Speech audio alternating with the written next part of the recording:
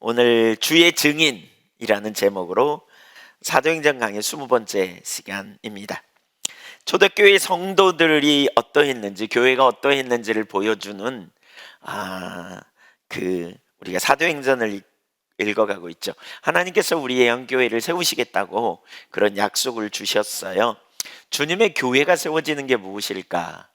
이런 생각을 참 많이 해요. 에베소서 4장에도 보면 주님은 에베소서에도 보면 교회를 세우기를 얼마나 원하시는지 이제 이런 부분을 보는데, 교회 안에 지체들이 어떻게 해야 하는지, 모든 성도들이 어떻게 해야 하는지를 잘 보여주는, 특별히 사도행전 6장은 그걸 우리에게 잘 보여주고 있다고 보아요. 어떻게 우리 한 사람 한 사람이 무장되고 또 준비되어야 하는가를 보여주는, 아주 명백히 보여주는 이렇게 부분입니다. 세 가지를 보려고 하는데 시간이 어떨지 모르겠습니다만, 첫째, 복음 전파가 우선입니다. 성도의 우선순위가 무엇인가를 보여주고 있습니다. 초대교회 7명의 일꾼이 세워졌습니다. 우리는 7집사, 그런데 사실 집사라는 말은 없어요. 여기에 7명의 초대교회의 지도자들이 세워진 거죠. 사도들을 제외하고 이제 그 사도들에 의해 교회가 주로 이렇게 갔다면, 이제 구제하는 일, 곧 식탁 봉사하는 일을 위해서 7명의 사람들을 선출했습니다. 지난주에 우리가 봤죠? 그러나 그들은 식탁 봉사하는 일만 하지는 않았어요. 당연히 그 일을 했겠지요. 그 일을 위해 뽑혔으니까요. 행정적인 일, 뭐 이런 일들. 그렇지만 사도행전의 7명 중에 스데반과 빌립의 이야기가 나오거든요. 사도행전 6장과 그 이하에 이제 우리가 보면. 근데 그들에 관한 기사 속에 그들이 구제를 열심히 잘했더라 이런 말은 한마디도 기록하고 있지 않습니다. 뭐가 기록했느냐? 그들이 복음을 어떻게 전했는지가 기록되어 있어요.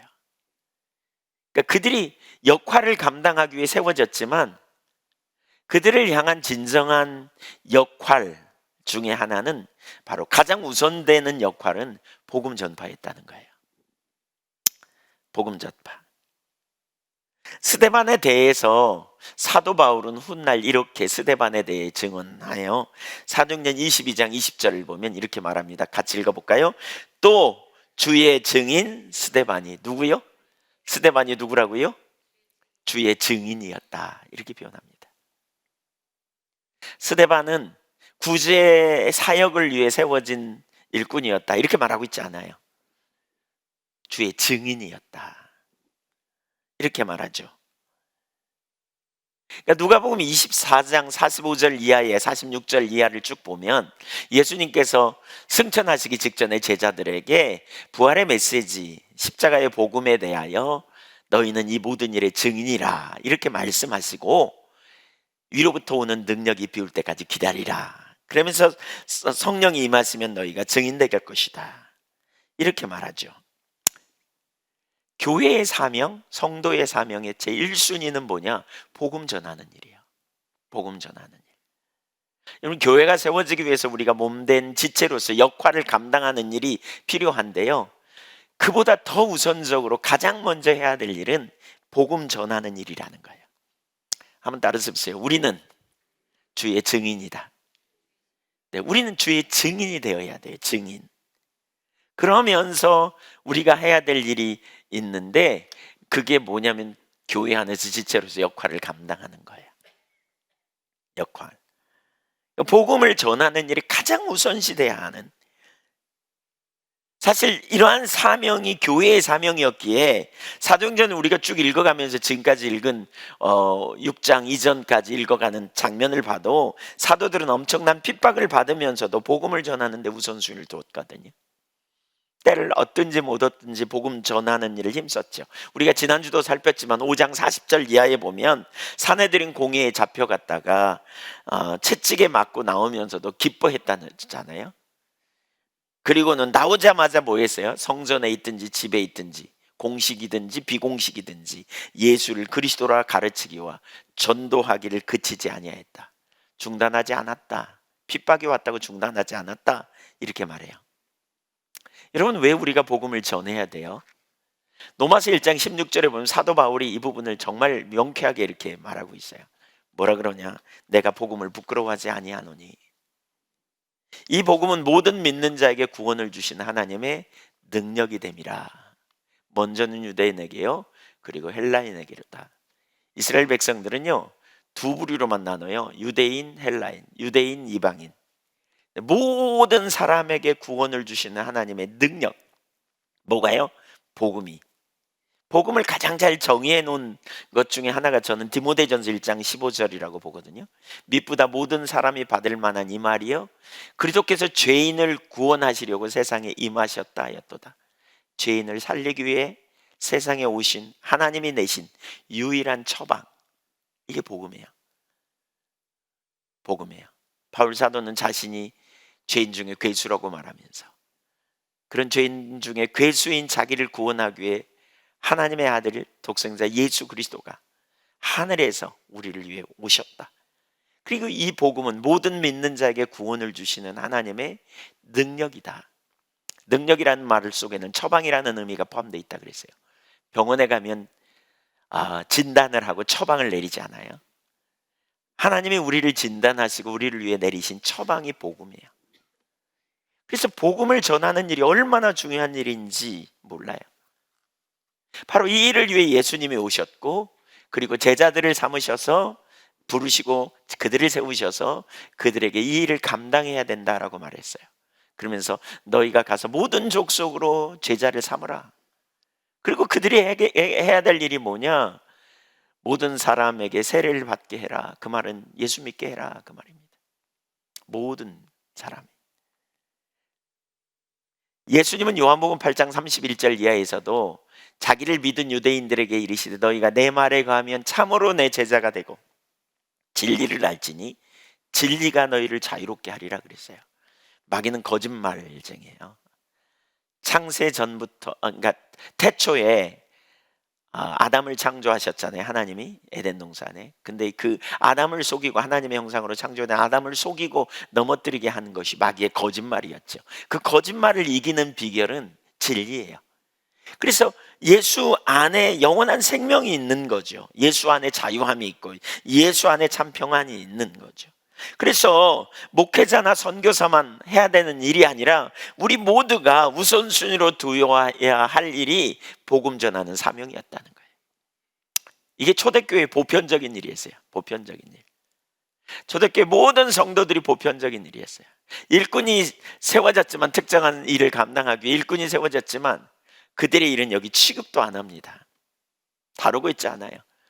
그들은 그 일을 잘했을 거예요. 아무 문제 없이. 그러나 그들에게 초점을 두고 있는 것은 복음을 전했다는 거예요. 저와 여러분이 바로 이러한 일에 우선순위를 둬야 돼요. 예한교회가 잘 세워지기 원한다? 그 말은 우리 모두가 복음의 증인으로서 나아가 부지런히 복음 전하는 일을 해야 한다는 거예요. 사실 코로나 시대에 대면하기 어려운 시대라서 복음 전하기가 참 쉽지 않죠. 그래서 우리가 전에 살핀 것처럼 관계 중심 전도가 그래서 참 중요한 것 같아요. 지금은 어느 때보다도. 네, 다시 이제 저녁 기도회나 이럴 시간을 이용해서 관계 중심 전도를 좀 하려고 합니다. 이렇게 살펴보려고 합니다. 스데반은 예수님처럼, 그리고 사도들처럼 동일하게 복음을 전했습니다. 근데 여기서 한 가지 우리가 더 눈여겨볼 일이 있어요. 예수님의 사역을 살펴보면 우선 두 가지를 했어요. 말씀을 전하고 치유 사역을 감당했어요. 근데 이때 성령의 능력으로 감당했어요. 마태복음 4장 23절을 읽어보겠습니다. 예수께서 온 갈릴리에 두루 다니사 저희 해당에서 가르치시며 전국 복음을 전파하시며 백성 중에 모든 병과 모든 약한 것을 고치시니 선포하셨다. 회당에서 뭘? 하나님 나라 복음을. 말씀의 내용이 하나님 나라였어요. 그리고 각종 병과 약한 것을 고치셨다. 이렇게 말하죠. 말씀을 선포하고 치유 사역을 감당하셨어요. 근데 이 사역을 성령의 능력으로 감당하셨다는 거예요, 예수님이. 그래서 요한복음 3장 34절에 보면 말씀 선포도 마찬가지예요. 하나님이 보내신 이는 하나님의 말씀을 하나니 이는 하나님이 성령을 한량없이 주심이니라. 한없이 성령을 부어주셨기 때문에 예수님이 성령을 힘입어서 복음을 전했다. 예수님은 원래 하나님이시기 때문에 성령이 필요 없어요. 그런데 예수님은 우리의 삶과 사역과 신앙의 모델로 이 땅에서 참 하나님 되심을 내리고, 그렇죠? 신성을 감추시고 인성을 가지고 사역을 감당하시되 성령의 능력을 힘입어 감당한 거예요. 왜요? 그래야 우리도 어떻게 사역해야 되는지를 알기 때문에.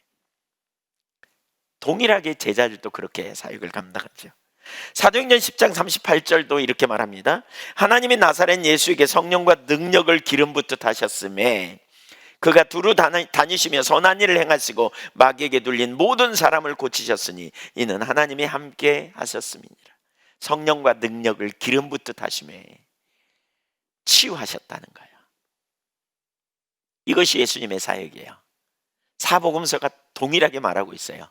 말씀을 선포하시고 병자를 고치셨다. 근데 누구의 능력으로? 성령의 능력으로. 성령의 능력으로. 이사야 61장에도 보면 예수님에 대해서 주의 성령이 내게 임하셨으니, 누가 보면 4장에 그걸 인용해서 말하잖아요. 말씀하시잖아요. 이는 내게 기름을 부으사 성령으로 충만케 하사 가난한 자에게 복음을 전하고 눌린 자를 자유케 하려 하심이라. 저는 자를 고치고 또 벙어리 된 자를 말하게 하고 듣지 못한 자를 듣게 하고, 이런 일을 성령의 능력으로 감당하셨다, 이렇게 말하죠. 이것이 예수님의 사역이었다면 초대교회 사도들의 사역도 똑같습니다. 사도행전 5장 32절에 보니까 말씀을 선포하되 성령의 능력으로 감당했음을 말해요. 우리는 이 일의 증인이요, 사도들이 말하죠. 하나님이 자기에게 순종하는 사람들에게 주신 성령도 그러하니라.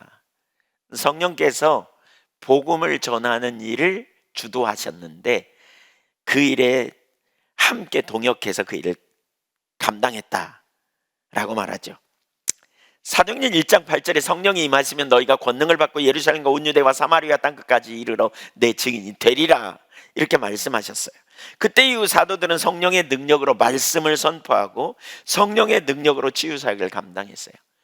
사도행전 4장 우리 30절 보면 왜 유업을 사내들인 공회에 유업을 당하고 몇 주 전에 우리가 살펴봤잖아요. 어려움을 당하고 난 뒤에 돌아와가지고 뭐라 그래요? 저들의 유업함을 하감하시옵고 살펴보시옵고 우리로 담대히 말씀을 전하게 하여 주옵소서. 주의 종 예수의 이름으로 표적과 기사를 행하게 하옵소서. 그랬더니 4장 31절에 성령으로 충만케 했잖아요.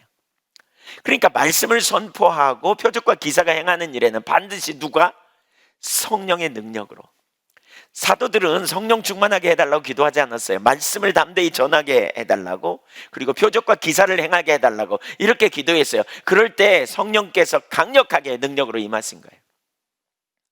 그럴 때 성령께서 강력하게 능력으로 임하신 거예요. 성령의 능력으로 일을 감당했어요. 히브리서 2장 3절 4절도 같이 읽어보죠. 우리가 이같이 큰 구원을 등한히 여기면 어찌 그 보응을 피하리요. 이 구원은 처음에 주로 말씀하신 바요 들은 자들이 우리에게 확증한 바니. 4절 같이 읽으세요. 하나님도 표적들과 기사들과 여러 가지 능력과 및 자기의 뜻을 따라 성령이 나누어 주신 것으로서 그들과 함께 증언하셨느니라. 사도들과 함께 증언하셨다. 성령으로 함께 증언하셨다. 표적과 기사, 여러 가지 능력, 자기 뜻을 따라 성령이 나누어 주신 은사를 통해서 함께 증거했다. 초대교회가 어떻게 했는지 보이시죠? 말씀을 선포하는 일에 가장 우선순위를 두었는데 그 말씀을 선포하되 예수님처럼 사도들처럼 성령의 능력을 힘입어 말씀을 전할 뿐만이 아니라 표적과 기사가 나타났다라고 말하고 있죠. 네, 사실 예수님께서 표적을 행하시는 일은 하나도 놀랄 일이 아닙니다. 사도들도 더 나아가 성자 예수님과 동행하면서 3년 동안 교육을 받았던 제자들이에요. 그렇기 때문에 그들이 사역을 감당하는 것도 어쩌면 그렇게 크게 놀랄 만한 일은 아닐 수 있어요. 하지만 스데반은 달랐어요. 그는 말씀 사역자도 아니었고요. 그가 언제 예수 믿었는지 잘 모르지만 어쨌든 그는 믿은 경력이 그렇게 오래되지는 않았을 거예요. 그는 식탁 봉사하는 일로 세워졌던 사람. 그럼에도 불구하고 사도들이나 예수님이나 사도들과 동일하게 똑같이 표적과 기사를 행하고 성령의 능력으로 말씀을 전파했다는 거예요. 사도행전 6장 8절에 이렇게 말합니다. 스데반이 은혜와 권능이 충만하여 큰 기사와 표적을 민간에 행하니, 스데반을 통해 표적과 기사가 나타난 거예요. 귀신이 쫓겨나고 병자가 치유되는 일이 일어났단 말이에요. 네, 이런 놀라운 역사가 일어난 거죠. 네, 그뿐 아니라 스데반은 매우 논리적이고 강력한 복음을 선포합니다. 6장 9절 10절을 같이 읽어보겠습니다. 시작.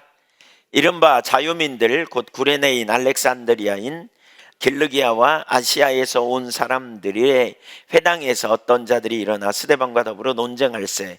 스데반이 지혜와 성령으로 말미암아 그들이 능히 당하지 못하여. 여기 자유민들이라는 표현이 있죠. 노예로 잡혀갔다 해방되었던 사람들의 후손, 그들과 그들의 후손을 의미해요. 근데 이제 구레네 알렉산드리아, 이건 북아프리카 사람들이고요. 길르기아, 어쩌면 여기 길르기아 하면 누가 생각나요? 바울, 길르기아 다소. 바울도 그 자리에 있었는지도 몰라요. 예. 그 다음에 아시아에서 온 사람들. 예. 바울이 스데반 돌로 쳐 죽일 때, 순교당할 때 바울이 증인으로 있었다 그랬잖아요. 이런 사람들이 성전이 아니라 회당에 모여서 자기들끼리 모임을 가졌다는 거죠. 회당에. 그래서 그런 모임에, 그러니까 헬라파 유대인들이 모인 거죠. 근데 헬라파 유대인인 스데반이 바로 거기 가서 복음을 전했던 것 같아요. 표적과 기사도 나타나고 그런 가운데 논쟁이 붙은 거죠. 그런데 스데반의 설교가 얼마나 강력했든지 아무도 반박하지 못했어요. 특별히 사도행전 7장에 보면 그의 설교는 매우 논리적이에요. 우리가 다음 주에 보겠지만 매우 분명한 메시지를, 그것도 엄청 강력한 메시지를 전해요. 타협이 없는. 근데 그가 그렇게 할 수 있었던 게 뭐라고요? 성령의 능력으로 그렇게 됐다는 거예요. 성령의 능력으로 지혜의 은사가, 성령 충만함으로 그에게 권능이, 은혜와 또 믿음으로 충만한 이런 일들이 그에게 나타났다는 거예요. 누가복음 12장 11절에 보면 이런 표현이 있어요. 사람이 너희를 회당이나 유정자나 권세 있는 자 앞에 끌고 가거든 어떻게 무엇으로 대답하며 무엇으로 말할까 염려하지 말라. 마땅히 할 말을 성령이 곧 그때에 너희에게 가르치시리라 하시니라. 사도행전 4장 8절에 베드로에게 이미 이런 일이 있었잖아요. 예수님이 12제자를 파송하면서 이 다음에 너희가 잡혀가거든 무슨 말 해야 될지 염려 마. 성령께서 너희에게 말을 주실 거야. 지금 그 일이 일어난 거죠. 스데반을 비롯한 모든 사람들이 성령 충만했어요. 6장 3절에 보니까 성령과 지혜가 충만하여 칭찬 듣는 사람이라고 표현하고 있고요. 6장 5절 믿음과 성령이 충만한 사람이라고 표현하고 있고요. 8절에 보면 스데반이 은혜와 권능이 충만하여 큰 기사와 표적을 민간에 행하니라 이렇게 표현합니다. 정리하면 초대교회 성도들은 성령으로 충만했어요. 그래서 그들의 삶에 뭐가 있었다고요? 지혜가 있었다, 믿음이 있었다. 성령으로 충만하면 이렇게 되어져요. 은혜와 권능이 있었다. 그래서 칭찬받게 됐다, 그런 거죠.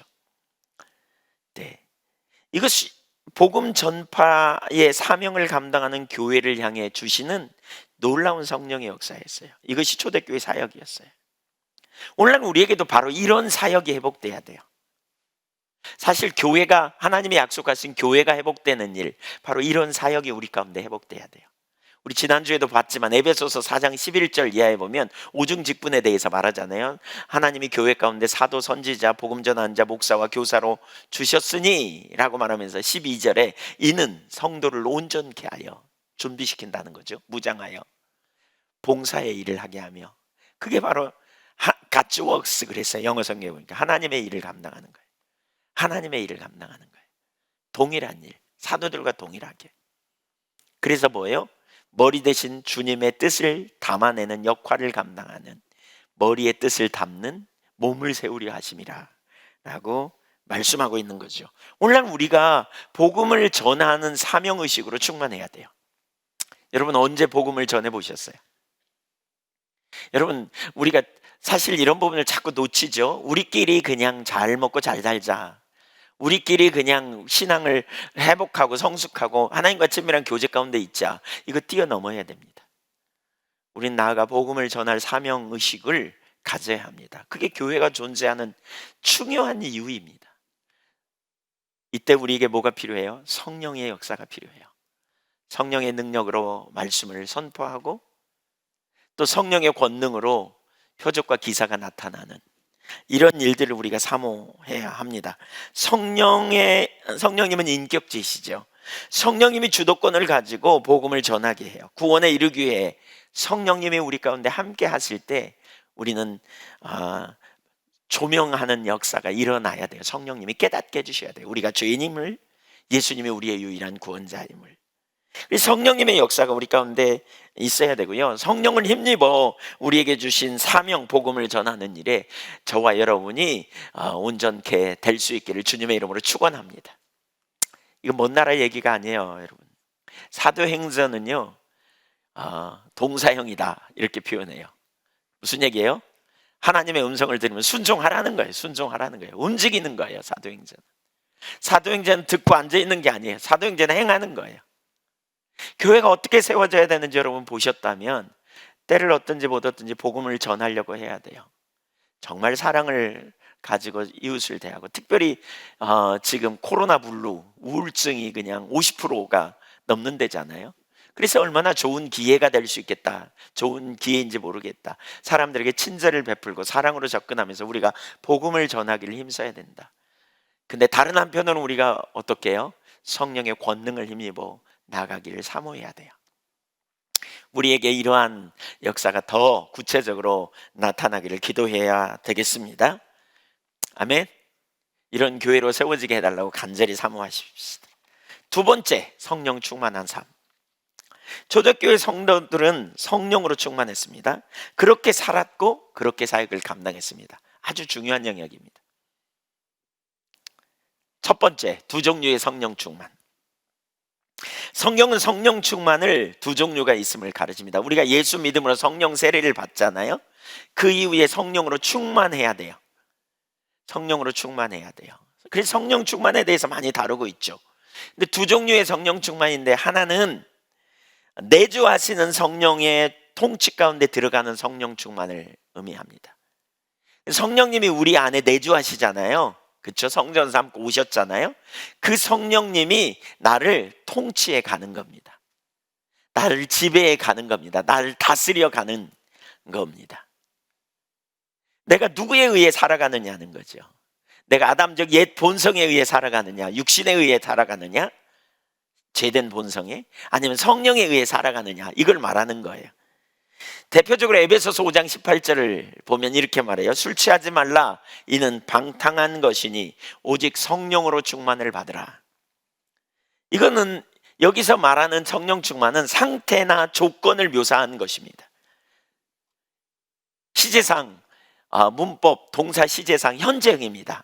계속해서 성령으로 충만한 상태에 머물러 있는 것. 술 취한 상태가 뭡니까? 술이 그 사람을 지배하는, 어떤 사람이 살아가는데 술 기운으로 살아가는 거예요. 술 기운으로. 예. 전에는 용기가 없는데 술 기운으로 그냥 가가지고 그냥 들이받고 막 이런 술 기운으로. 이건 방탕한 거예요. 방탕한 거. 근데 이것과 대비해서 말하는 거죠. 성령의 기운으로 살아라. 성령 충만하면 그거예요. 성령에 붙들려 살아라, 그 말입니다. 성령의 그 지배 아래 들어가 살아라, 그 말입니다. 성령의 기운으로 살라는 거예요.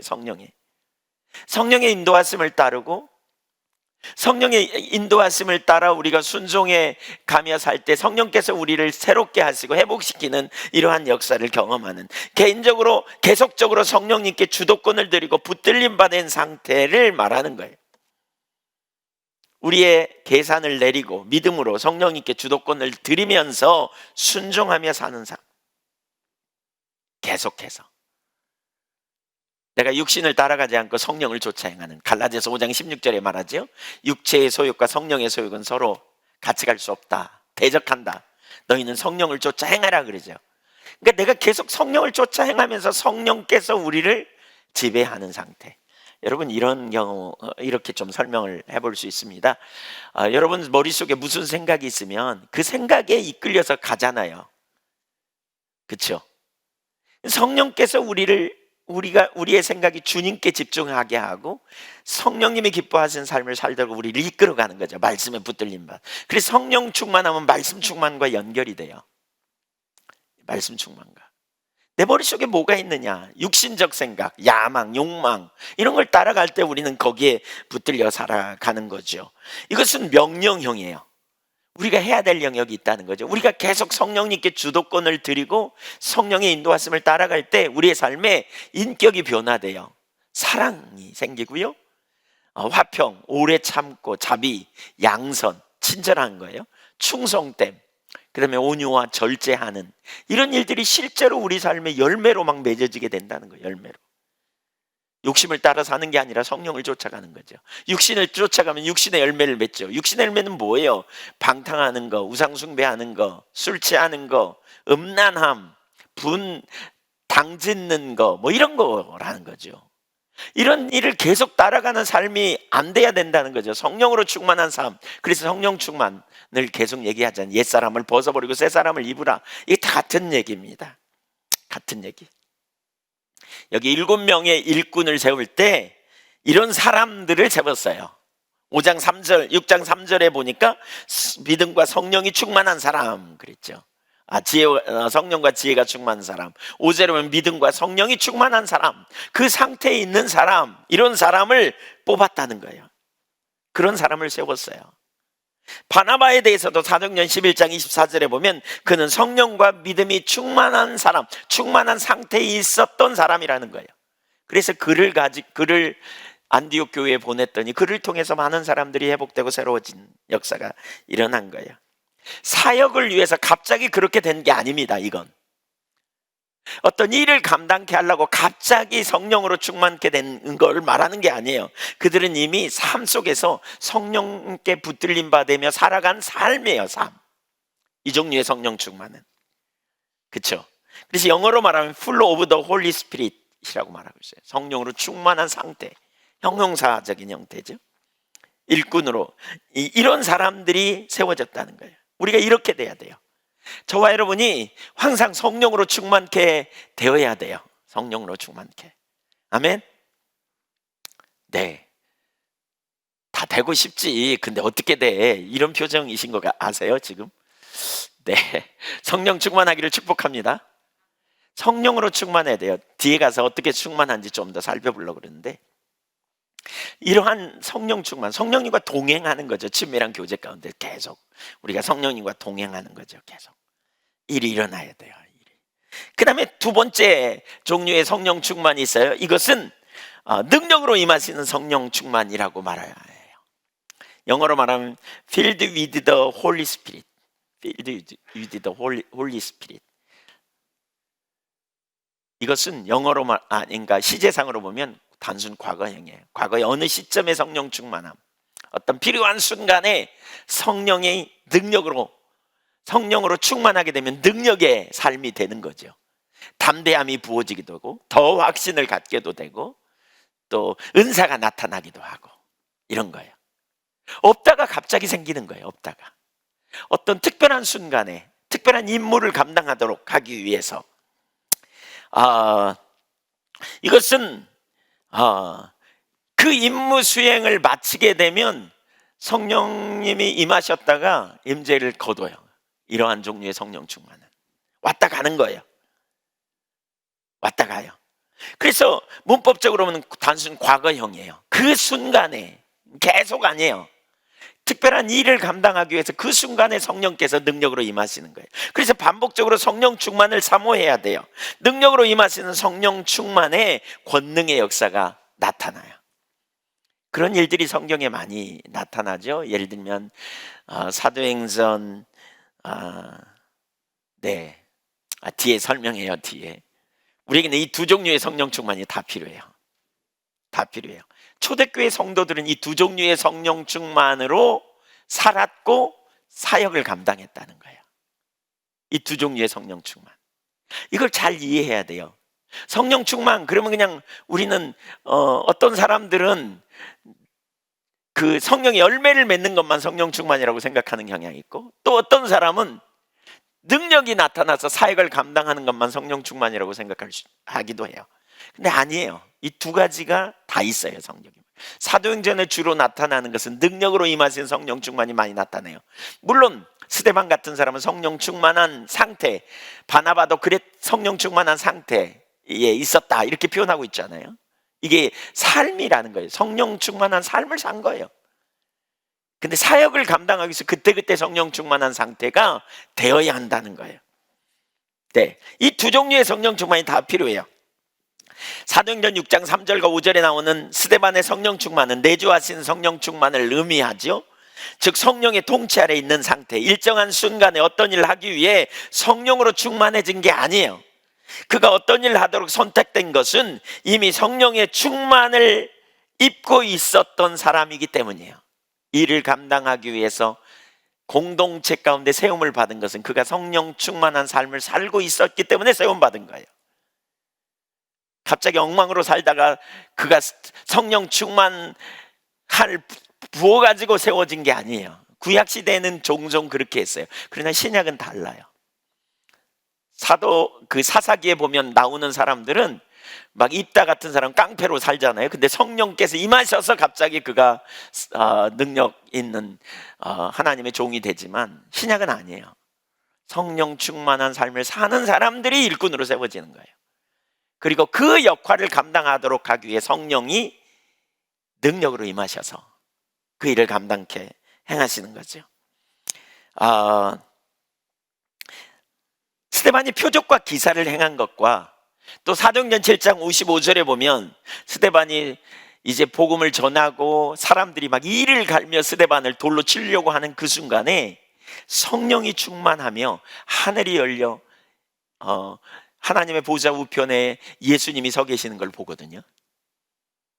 정말 위급한 상황에 스데반이 정말 지금 아주 그냥 정말 순교당하기 직전에 그가 성령으로 충만케 되는 거죠. 이건 뭐와 연관이 있느냐? 그 순간에 임한 성령의 역사와 연관이 있어요. 그렇다고 볼 수 있어요. 그 순간에 능력으로 임하셔서 그로 하여금 하나님의 영광을 보게 함으로 말미암아 순교당하는 그 순간에 담대함을 가지고 그 순간을 넘길 수 있도록, 그 감당할 수 있도록 이런 역사를 부어주는 거죠. 스데반은 늘 평상시에 성령 충만해 있었어요. 그러나 특별히 위태한 상황에 처해서 이미 성령 충만해 있었던 그가 다시 성령으로 충만함을 받은 것입니다. 그것은 그가 성령으로 충만을 받고 있었지만 그 순간 성령으로 충만케 되어 하늘이 열리고 하나님 우편에 예수님을 보게 되므로 담대함을 갖도록 하신 것입니다.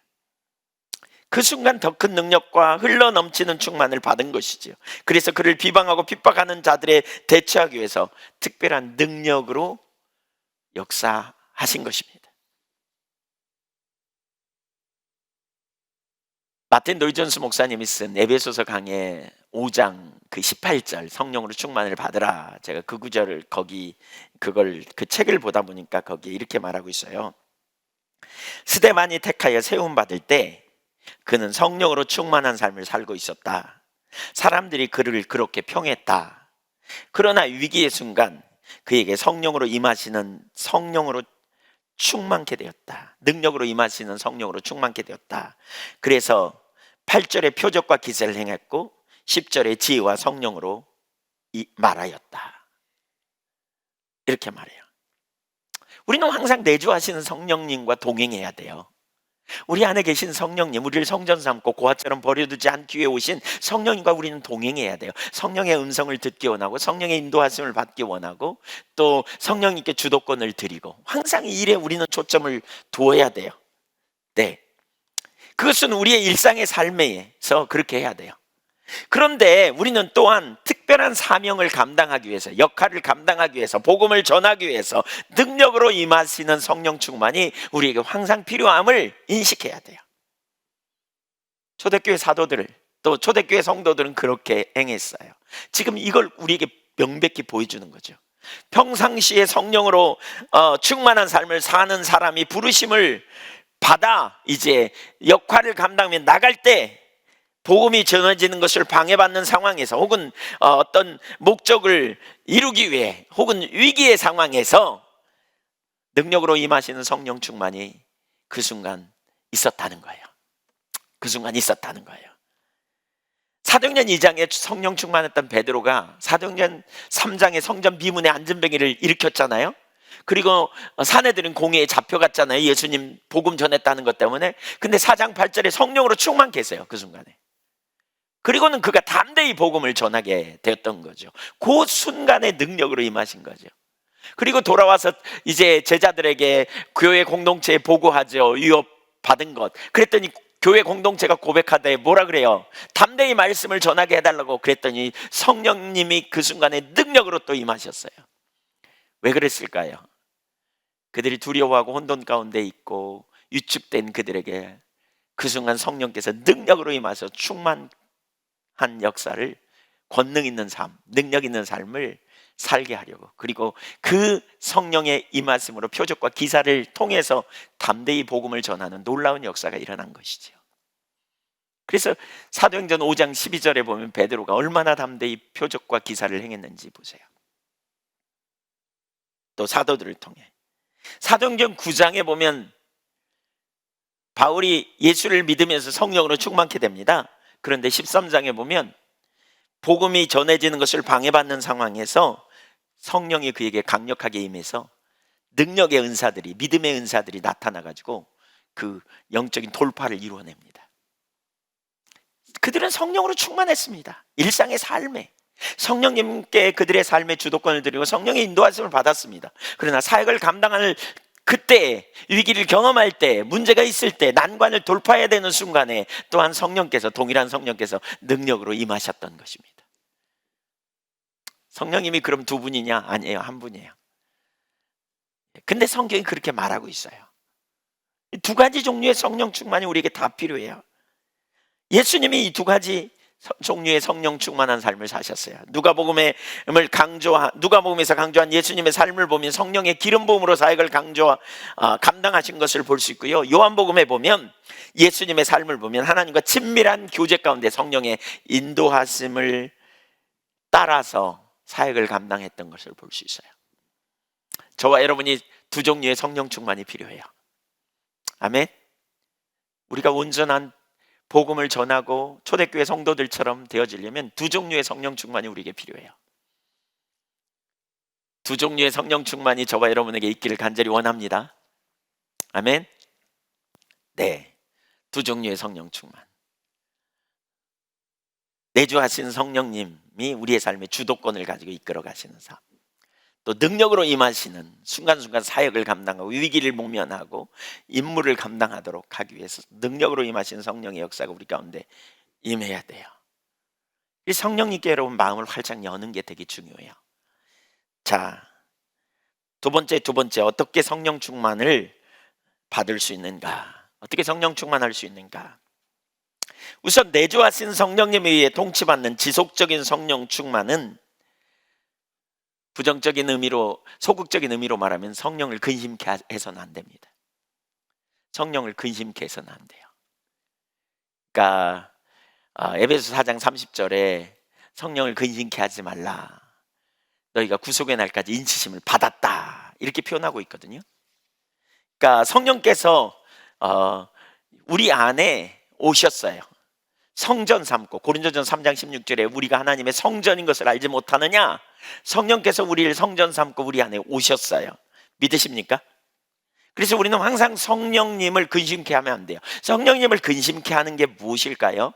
왜 성령님이 우리에게 오셨는가를 놓치면 성령님을 근심케 해요. 성령님을 근심케 하는 것 중에 가장 주된 거는 무시하는 거예요. 성령님 무시해요. 성령님은 우리를 고아처럼 버려두지 않게 오셨거든요. 성령님은 우리를 가르치려고 오셨거든요. 성령님은 죄에 대하여, 의에 대하여, 심판에 대하여 세상을 책망하려고 오셨잖아요. 성령님은 우리에게 모든 진리로 인도하려고 오셨잖아요. 근데 우리가 성령님을 무시해. 성령 안 찾아. 성령님께 귀를 기울이지 않는 거죠. 성령의 인도하심을 구하지 않는 거죠. 성령님께 묻지 않아. 인도하심을 사모하지 않아. 여러분, 아주 중요한 의미가 있어요. 한번 대답해 보세요. 오늘날 많은 사람이 성령의 인도하심을 구해요, 잘 안 구해요? 성령님의 음성에 귀를 기울여요, 그냥 잊어버리고 삽니까? 대답해 보세요. 그러면 많은 사람이라니까 대답 안 하시는 것 같은데, 나는 성령의 음성에 귀를 잘 기울인다 1번, 나는 잊어버리고 살 때가 많다 2번. 네, 1번 손 들어보세요. 음성에 귀를 기울인다, 자주 기울인다. 예? 자주라는 말이 걸리시는군요. 네, 네. 2번, 나는 많이 잊어버리고 산다. 아무 생각 없이 산다. 네. 이건 아주 중요한 의미가 있어요, 여기. 아주 중요한 의미가. 그러니까 우리가 복음을 좀 더 분명하게 이해해야 돼요. 그러니까 우선 가만히 한번 생각해 보세요. 왜 성령님을 보내셨을까? 왜 성령님을 보내셨을까? 갈라디아서 2장 20절은 이런 표현이 있잖아요. 내가 그리스도와 함께 십자가에 못 박혔나니 이제는 내가 사는 것이 아니래. 내가 안 살아. 내가 몸 안에 살지만 내가 안 살아. 그러면서 뭐라 그래요? 이제 내가 육체 가운데 사는 것은 뭐죠? 그리스도께서 사는 것이요, 그러죠. 이제 내가 사는 것이 아니요 그리스도께서 사시는 것이라. 그리스도가 내 안에 사는 거예요. 성전 삼고. 근데 이제 내가 육체 가운데 사는 것은 나를 사랑하사 나를 위하여 자기 자신을 버리신 하나님의 아들을 신뢰하는 믿음 안에서 사는 것이다. 그러니까 내가 안 살고 그리스도가 사는데 그리스도를 온전히 신뢰함으로 나는 산다, 그 말이에요. 이걸 바꿔 말하면 우리는 포도나무이신 예수님께 가지로서 딱 붙어 있어 살아야 된다는 거예요. 포도나무이신 주님께 가지가 독립해서 지 맘대로 살라 그러면 말라 비틀어져요. 못 살아요. 이거 뭘 의미해요? 여러분, 뭘 의미하는지 잘 생각해 보세요. 우리가 예수를 믿음으로, 로마서 6장 6절에 우리가 예수를 믿음으로 우리 옛사람이 예수와 함께 십자가에 못 박혀 죽었다 그랬거든요. 우리가 예수 믿기 전에 아담적 본성이 우리 안에 있어요. 여기 옛사람, 올드 셀프, 자기중심성이에요. 나를 기쁘게 하려고 하고 내 힘으로, 내 자원으로, 내 능력으로 살려고 하고, 그래서 내가 스스로 살 길을 찾고, 내가 변호사 되고, 내가 내 머리에 내가 내 명예를 스스로 찾아야 된다고 생각하고, 이 삶 그만 살기로 작정했어요. 이게 십자가에서 죽었어요. 옛사람은 죽었어요. 그러면 우리는 어떻게 살아요? 이제 그리스도를 신뢰하는 거예요. 그리스도를 나의 명예 삼고, 그리스도를 힘 삼고, 그분의 능력과 공급으로 살고, 그분의 길을 따라가는 거예요. 내 길이 아니라 주님의 길을 온전히 따라가는 거예요. 이게 새 사람의 삶이고요, 이게 갈라디아서 2장 20절의 삶이에요. 내 필요, 내 앞날을 주님께 맡기고 나는 주님을 온전히 신뢰하고 살아가는 삶이에요. 바로 그러한 삶을 살 수 있도록 하기 위해서 성령님이 우리 안에 오신 거예요. 우리 안에 내주하신 거예요. 만약에 우리가 진짜 이 부분을 제대로 이해한다면 우리는 우리 안에 그러한 삶을 살도록 하기 위해서, 생명을 얻되 풍요한 생명을 누리도록 하기 위해서 우리 안에 오신 성령님께 우리는 당연히 귀를 기울이고 당연히 초점을 두고, 어려운 난관이 있을 때마다, 문제가 있을 때마다 성령님께 은혜를 구하고 지혜를 구하고 피할 길을 찾아 우리는 나가게 될 거라는 거예요. 이렇게 살아야 돼요. 이렇게 십자가가 그걸 명백히 보여줘요. 십자가는 우리의 자원으로 안 되기 때문에 하나님의 아들이 오신 거 아닙니까? 그리고 나는 예수와 함께 죽고 예수와 함께 장사되고 예수와 함께 부활하고 예수와 함께 하나님 보좌 우편에 앉게 됐잖아요. 나는 예수님과 연합된 자예요. 이제 나는 내가 스스로 살지 않아요. 내가 계획 세우고 내가 내 미래의 목적을 위해서, 내 명예를 위해서, 내 만족을 위해서 내가 계획 세우고 내가 그 일을 추진하고, 그리고 주님은 돕는 자로 가끔 성령님 도와주세요. 이게 아니에요. 이거 아니에요. 주님의 계획 세우고 주님의 영광을 위해 나는 살고 주님께 내 미래를 맡기고 주님의 길을 따라가면 주님이 우리의 삶의 가장 완전한 길로, 가장 옳은 길로 우리를 인도할 걸 신뢰하고 가는 거죠. 그래서 나는 포도나무이신 주님께 딱 붙어 사는 거죠. 포도나무이신 주님이 우리에게 성령으로 오셨어요. 내 안에 나를 고아처럼 버려두지 않으려고, 가르치려고, 내게 부모 노릇하려고, 나를 승리의 길로 인도하려고. 그게 갈라디아서 2장 20절의 삶이고,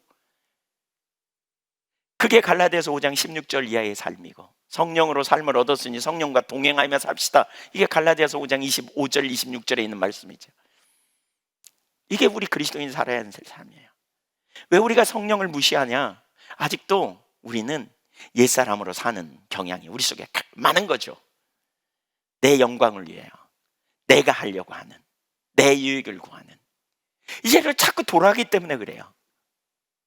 왜 예수님이 오셨고 내가 사는 것이 아니요 그리스도가 사는 것이라, 이 구절을 여러분 많이 묵상해 보세요. 내가 사는 게 아니에요. 나의 옛사람은 십자가에 예수 그리스도와 함께 십자가에서 못 박혔고 장사되었어요.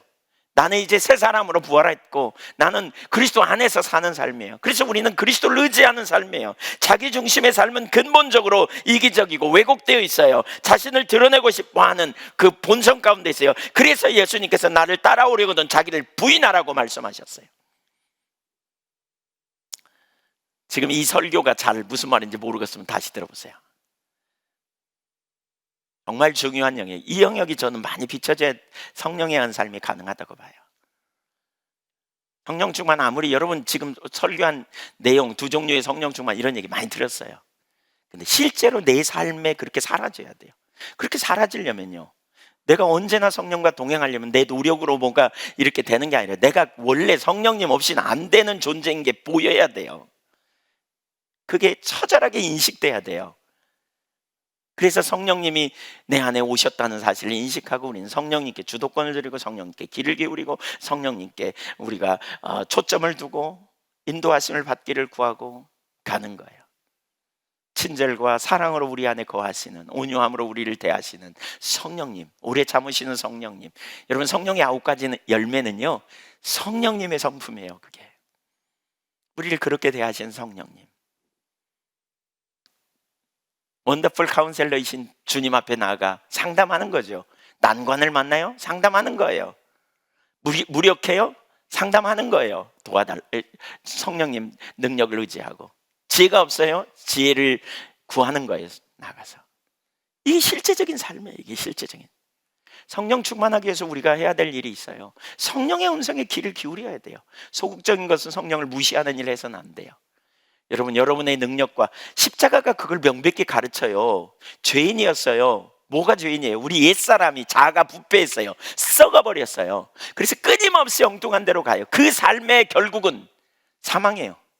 그래서 우리는 새 사람의 삶을 살아야 돼요. 그리스도 안에 새 사람이 됐어요. 우리는 하나님 중심적인 삶을 살아야 우리는 하나님 영광을 위한 삶이 되고, 우리는 거기에 생명이 있어요. 거기에 생명이 넘쳐요. 거기에 주님과 동행이 있고, 거기에 성령님의 인도하심을 따라 성령의 능력으로 살아가는 실제적인 역사가 이루어져요. 이게 안 되면 안 돼요. 오늘날 많은 사람들이 저는 이렇게 신앙생활 하는 것 같아요. 내가 그리스도와 함께 십자가에 못 박혔나니 그런 적 이제는 내가 사는 것이 아니요 그리스도께서 사신 것이라, 이 구절을 많이 암송해요. 근데 여전히 자기가 자기 능력으로 자기 목적을 위해 자기가 주도권을 가지고 살아가려고 하는 자리에 딱 있어요. 그리고 자기 문제 해결, 자기 명예, 자기 영광을 위해 하나님은 가끔 와서 돕는, 내가 잘 헌신하고 봉사하고 헌금도 하고 예배도 잘 참석할 테니까 주님 절 도와주세요, 이런 식의 주도권 이양이 안 된 상태 살아가는 사람들 절대로 적지 않아요. 왜 그럴까요? 아직 자기 자신이 안 보여서 그래요. 여전히 내 안에 답이 있다, 여전히 내 안에 능력이 있다, 이런 생각을 해서 그래요. 그게 완전히 박살나야 되는데. 아니, 실제로 박살나지 않아도 우리 안에 능력이 있으면 예수님이 오시지 않았다니까요. 우리 안에 능력이 없고 답이 없으니까 예수님이 오셨잖아요. 그래서 우리는 성령님께 귀를 기울이는, 주님으로 사실 수 있기를 축복합니다. 그리스도가 사는 거예요. 그래서 이게 포도나무와 가지의 삶이에요. 내가 사는 것이 아니고 그리스도가 사는 거예요. 내가 그리스도가 사는 삶의 핵심은 뭐예요? 내가 답이 없어. 그래서 난 그리스도께 붙어 있는 거예요. 그리스도께 붙어 있는 거예요. 그래서 그분의 음성을 듣고 그분의 인도하심을 받고 그게 내게 손해나는 것 같지만 그게 가장 완전한 삶임을 아는 거예요. 그리스도를 신뢰하기 때문에 그리스도께 맡겨. 내 미래는 그분께 맡겨. 주님께 다 맡겨.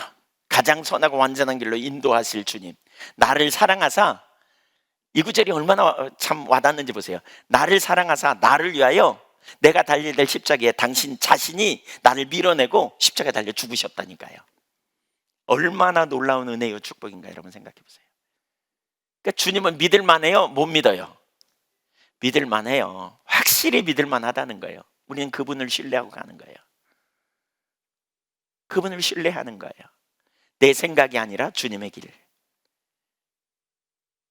내 생각과 주님의 생각은 하늘만큼 땅만큼 달라요. 철저하게 주님의 생각에 동의하고 주님의 길을 따라가는 거예요. 성령님이 우리를 그렇게 인도하시는 거죠. 이게 성령 충만한 삶의 비결이에요. 성령을 무시하는 일 하지 않아야 돼요. 왜 무시해요?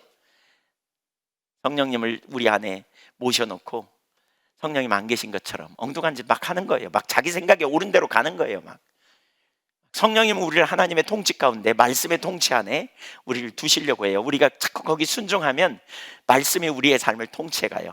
거기 자꾸 순종하면 성령께서 우리의 삶을 통치해가요. 이게 성령 충만한 삶이에요. 일상의 삶에 성령으로 충만한 거예요. 고집대로 행하지 않아. 욕심대로 행하지 않아. 감정대로 행하지 않아. 막 뒤집어진다고 아무렇게나 막 행하지 않아. 그건 육신의 사람이에요. 그건 세상의 사람이에요. 그리스도인은 성령의 사람, 성령님을 쫓아가는 거예요. 이게 주님을 의지하는 삶이에요. 여기에 강력한 능력이 있어요. 여기에 범사에 그걸 다른 말로 쉽게 표현하면 진리에 동의하는 삶이죠. 너희가 무엇에게 순종하든지 순종하는 자의 종이 되는 줄 알지 못하느냐? 로마서 6장 16절에 그랬거든요. 내가 순종해주면, 자꾸 순종해주면 내 순종을 받는 그것이 우리의 삶에서 권위를 가져요. 제가 전에 그랬죠. 군 생활하면서 한 10몇 개월, 3개월 저보다 선임인 사람을 20년 만에 만나가지고 아이고 오랜만이라고 이렇게 인사하는데 그 사람은 저한테 너 오랜만이다 그러는데 저는 예 오랜만입니다 이러고만. 나이도 같아요. 근데 너랑 나랑 친구잖아, 말 내려. 제가 그래서 그래야지요 이렇게 악수하면서 그래야지요. 말이 잘 안 내려지더라고요. 그때 오면서 제가 그런 생각을 했어요. 권위가 뭔가. 우리가 계속 죄된 욕망에 순종해주면요 육신 충만이에요. 너희가 할 바가 있다 그랬죠. 성령 충만을 받으라 그랬어요. 우리가 해야 될 영역이 있어요. 자꾸 뭐예요? 우리는 성령님께 주도권을 드리는 거예요. 그러니까 여러분 십자가에서 우리가 복음에서 우리가 깨달을 바는 우리에게 답이 없잖아요. 그래서 누가 필요해요? 예수님이 오셨어요. 이렇게 구원받은 우리는 영적으로 어린아이예요. 그래서 우리에게는 누가 필요해요? 성령님이 우리 안에 내주하셔서 우리를 인도해 주시고 가르쳐 주시고 깨닫게 해주셔야 돼요. 아멘. 그래서 오신 성령님께 우리는 계속 귀를 기울이고 성령님께 순종하다 보면 우리가 어느덧 우리도 모르는 순간에 성령으로 충만한 사람이 되는 거예요. 성령께 지배를 받고 성령의 인도를 받는 사람이 되는 거예요. 어떤 순간 옆에서 변했다, 너 진짜 막 달라졌다. 전에는 고집불통이더니 이제 말씀의 기초에서 네 삶이 변화되는구나. 막 전에는 뒤집어졌어 감정대로. 근데 이제는 아니야. 하나님 진리라고 말하니까 금방 펄펄 뛰다가 금방 입 닫고 그냥 변하는 거죠. 성령의 사람인 거예요. 성령의 사람, 말씀의 사람. 이게 내주하신 성령 충만이에요. 그래서 모든 그리스도인은 성령으로 충만하게 갈 수 있다. 왜? 성령님이 우리 안에 계시니까. 아멘. 믿으십니까? 옆에 사람한테 한번 축복해 주십시오. 성령으로 충만합시다. 우리에게는 성령님이 필요해요. 맞습니까? 네, 성령이 필요해요. 성령님이 뭘 기뻐하는지 진리에 동의해야 돼요. 우리가 계속 성령께 순종하면 성령님이 우리의 삶에서 권위를 갖고 인도해 가고, 이게 성령 충만한 삶이에요. 2, 3. 성령 충만하기 위해 자기를 부인하고 인도를 계속 따르는 거죠. 주도권을 성령께 드리고 성령께 반응하고, 어떤 환경과 상황 속에서 육체의 반응, 감정이나 욕심을 따라 반응할 것인가, 아니면 내 안에 계신 성령께서 성령님께 나아가 귀를 기울이고 진리를 따를 것인가. 물론 성령님은 사람을 통해서도 말씀하십니다. 내가 진리를 따를 것인가, 자꾸 갈등이 있을 때 육체의 소욕이 아니라 성령님께 주도권을 드리고 따라가는, 그러면 그럴수록 능력으로 우리의 삶이 변화되어지는 거죠. 변화되어져요. 저는 예한교회 많은 성도님들이 놀랍게 변화된 걸 봐요. 전 하나도 안 변했어요, 이렇게 말하는 분들이 가끔 있는데, 제가 보면 변했어요. 하나도 안 변했어요, 이렇게 말하면서 과거에는 뒤집어졌었는데 안 뒤집어지는 걸 보면 변하셨어요. 네, 농담이고요. 하여튼 많이 변하신 것 같아요. 변하신 것 같아요. 왜? 끊임없이 진리에 동의하에 따라가니까. 그래야 교회가 교회되어져요. 두 번째, 또 다른 종류의 성령 충만을 위해서 우리가 뭐가 필요하냐는 거예요. 어떻게 또 다른 종류의 성령 충만이 필요한가? 또 다른 종류의 성령 충만을 위해 받기 원한다면 우리가 어떻게 해야 되는가? 역할을 감당해야 돼요. 또 다른 성령 충만은 사역을 위한, 임무를 감당하기 위한 성령 충만이에요. 우리에게 기름 부으심을 부으셔서 하나님이 주신 소명을 감당하도록 우리에게 성령 충만케 하는 거예요. 한 종류의 성령 충만은 삶이라면, 이 종류의 성령 충만은 사역이에요. 주님이 명하신 사역을 감당하기 위해서 우리가 성령으로 충만해야 돼요. 그러기 위해서 우리가 뭐냐? 무엇보다 역할을 감당하는 자리에 가야 돼요. 하나님이 원하시는 일, 하나님이 기뻐하시는 사역을 위해 우리의 삶을 자꾸 드리는 거예요. 하나님 주신 부담감, 교회 유언애들 많이 있잖아요, 예를 들면. 또 복음 전하는 일, 우리가 기본적으로 그 일을 해야 돼요. 하나님 명령이니까 우리가 순종하고 나아가면서. 근데 우리 힘으로 안 돼요. 반드시 한계를 경험하잖아요, 역할을 감당할 때. 그때 우리가 뭐 합니까? 기도합니다. 하나님 은혜를 부어주세요. 하나님 제 힘으로 안 돼요. 저에게 주님의 큰 은혜가 필요해요. 저에게 능력으로 함께 해주세요. 막 이렇게 기도할 때 하나님께서 능력으로 역사하셔서 우리의 삶을, 우리에게 필요한 기름 부음을 부어주세요. 은사를 부어주시기도 하고, 이렇게 성령에 충만케 되어질 때 은사가 나타나고 기름 부음이 되어지는 역사를 보게 되는 거죠. 스데반에게 표적과 기사가 나타난 것은 성령으로 충만케 될 때 이게 가능해요. 과거에 여러분, 한때 여러분에게 성령 충만해서 은사가 나타나다가 은사가 없어지거나 소멸되는 그런 이유 중에 하나는 우리가 은사를 잘못 사용해서 그래요. 사역을 감당하는데 위축되거나 역할을 잘 감당하지 못하기 때문에 그래요. 더 적극적으로 우리는 사역을 감당하는데 우리 안에 자원이 없기 때문에 그때그때 능력으로 임하시는 성령의 역사가 우리 가운데 나타나기를 사모하는 거예요. 그래서 어느 목사님은 그런 표현을 해요. 하나님이 우리에게 역할을 감당할 때 그 목수로서 나가 집을 지어, 이렇게 말씀하실 수 있다는 거예요. 근데 그때 우리는 많은 연장을 가지고 가야 된다고 생각하는데 빈 연장통을 가지고 간다는 거예요. 그래서 하나님이 필요하실 때 우리에게 톱이 필요하면 톱을 주시고, 또 망치가 필요하면 망치를 주실 것을 신뢰하고 나가라는 거예요. 전 못해요, 제가 뭘 해요 라고 말해서는 안 돼요. 가장 우선적으로 역할을 감당하는 자리에 우리가 적극적으로 가야 돼요. 많은 사람이 역할을 감당하다 한계를 경험하면 두 가지 반응을 보이죠. 하나는 뭡니까? 이거 난 안 돼, 난 못하겠어, 내가 뭘 해, 역시 난 못한 사람이야. 그리고 뒤로 물러가요, 도망가요. 근데 그러면 안 돼요. 주님이 우리에게 맡기셨으면 그 역할을 감당할 능력을 부으실 걸 신뢰해야 돼요. 원래 우리 능력이 아니지 않아요? 주님의 능력이 필요하잖아요. 그래서 우리에게 뭐가 필요해요? 주님 앞에 기도하며 나가야 돼요. 두 번째 부류의 사람이 바로 그렇죠. 기도하는 거예요. 이 문제를 주님 감당할 능력을 부어달라고. 이제 이렇게 기도하세요. 성령으로, 능력으로 성령 충만케 해달라고. 그렇게 기도하세요.